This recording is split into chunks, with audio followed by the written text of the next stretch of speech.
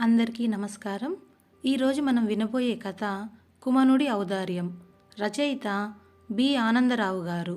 ఇక కథలోకి వెళితే, ఒకప్పుడు కుమనుడనే రాజు దాతృత్వానికి ప్రసిద్ధికెన్నాడు. ఎవరు వచ్చి దేహి అన్నప్పటికీ ఆయన లేదు అని ఎరుగడు. రాజుగారు చేసే ఈ దానధర్మాలు మంత్రులకు ఏమాత్రమూ నచ్చలేదు. అందుచేత వారు ఎలాగైనా రాజుగారికి ఉద్వాసన చెప్పాలని నిశ్చయించుకున్నారు. కుమన మహారాజుకు ఒక తమ్ముడు ఉన్నాడు. అతనికి అన్నపై ఈర్ష్య ఉన్నందుచేత అతని మంత్రులు సహాయం చేసి రాజుపై తిరుగుబాటు చేయించారు. తమ్ముడు విజయవంతుడై అన్నను అరణ్యాలకు పారదోలి తానే రాజు అయ్యాడు. కుమనుడు అన్న వస్త్రాలకు కూడా కరువై అరణ్యవాసం సాగించాడు. అయినా ఎవరైనా వస్తే తనకు ఉన్నదానిలోనే వారికి కూడా పెడుతూ తన ఔదార్యానికి భంగం కలగకుండా చూసుకుంటున్నాడు. మంత్రులు రాజునైతే మార్చారు గాని ప్రజల హృదయాలను మార్చలేకపోయారు. ప్రజలు ఇంకా ఆ మహారాజునే తలుచుకుంటున్నారు. కొత్త రాజు పట్ల వారికి కొంచెం కూడా ఆదరణ లేదు. ఇది చూసి మంత్రులు కుమన మహారాజును నిర్మూలించడానికి నిశ్చయించారు. ఎవరైనా కుమనుడి తల తెచ్చినట్లయితే వారికి 1,00,000 రూపాయలు ఇస్తామని వారు దేశమంతటా చాటింపు వేయించారు. ఇదంతా జరిగిన కొద్ది రోజులకే ఒక కవి పొరుగు దేశం నుండి కుమన మహారాజు దర్శనం చేసుకొని సత్కారం పొందుదామని బయలుదేరి అరణ్య మార్గాన వస్తుండగా ఒక చెట్టు కింద కుమనుడు కనిపించాడు. కవి రాజును గుర్తుపట్టి అభివాదం చేసి తాను వస్తున్న పని చెప్పాడు. కుమనుడు కుంగిపోయి, అయ్యో మహాకవి, నేనిప్పుడు రాజ్యభ్రష్టుణ్ణి. నా తమ్ముడే నాకు ద్రోహం చేసి నన్ను అడవుల పాలు చేశాడు.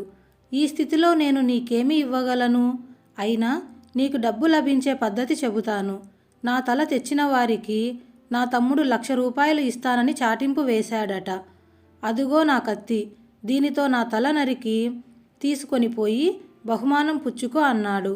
ఆ మాటలు విని కవి కంట కన్నీరు ప్రవహించింది. కుమన మహారాజు దాతృత్వం ఎంత దాకా వెళ్ళిందో, ఆయన ఎంతటి ఉదార స్వభావుడో కవికి తెలిసి వచ్చింది.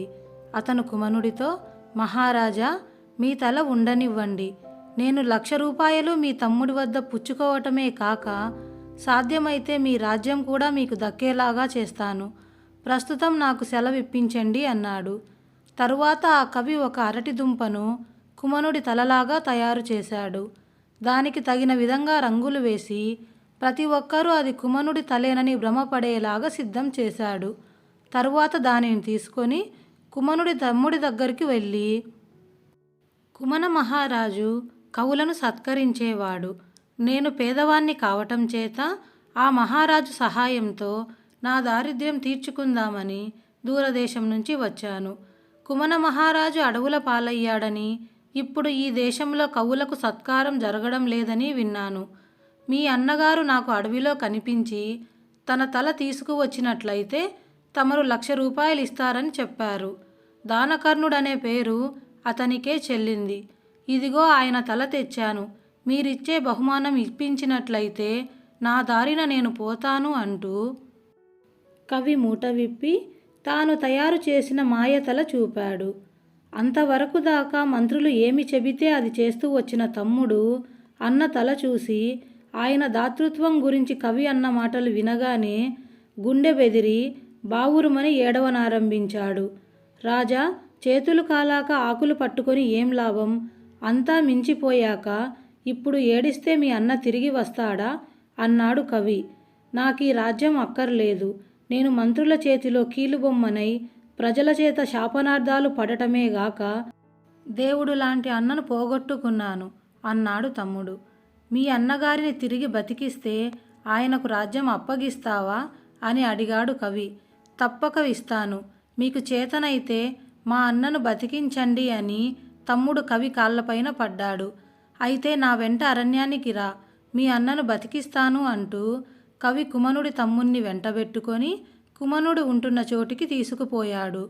కుమనుణ్ణి ప్రాణాలతో చూడగానే తమ్ముడికి ఆనందము పశ్చాత్తాపము పొంగి పొర్లింది. అతను అన్న కాళ్ళపైన పడి క్షమాపణ వేడాడు. చచ్చిపోయిన తన అన్న తిరిగి ఎలా బతికాడో అది మాత్రం అతనికి అర్థం కాలేదు. కవి తాను చేసిన యుక్తి కాస్త బయట పెట్టాడు. తరువాత కుమనుడు, ఆయన తమ్ముడు కవి ముగ్గురు రాజధానికి తిరిగి వచ్చారు. కుమనుడు తిరిగి రాజయ్యాడు. కుట్ర చేసిన మంత్రులకు శిక్షలు పడ్డాయి. కవికి గొప్పగా సన్మాన సత్కారాలు జరిగాయి. కథ కంచికి మనం మరో కథలోకి. ఈ కథ మీకు నచ్చినట్లయితే దయచేసి లైక్ చేసి షేర్ చేయండి. మరిన్ని మంచి తెలుగు కథల కోసం మన ఛానల్ని సబ్స్క్రైబ్ చేసుకొని ఆల్ అనే బటన్ని ట్యాప్ చేయడం మాత్రం మర్చిపోకండి. జై హింద్.